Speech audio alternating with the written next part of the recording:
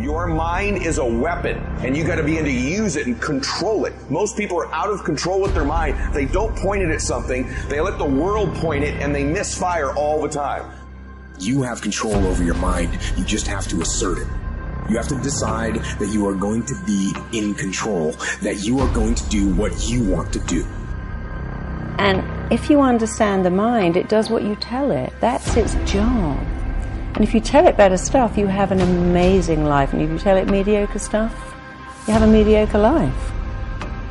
Because there are some things in your life that will make you rock, that slap you out of your stupor and say, this ain't no time to cry.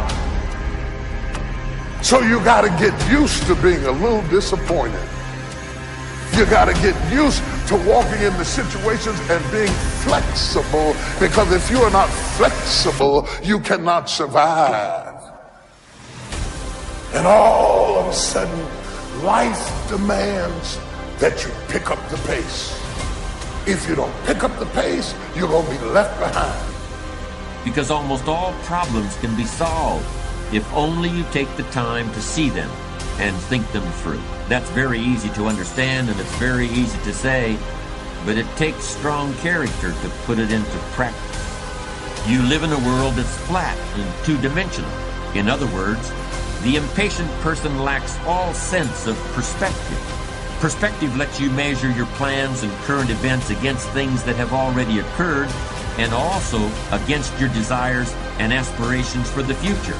Then and now, here and there, near and far, need and know, watch and wait.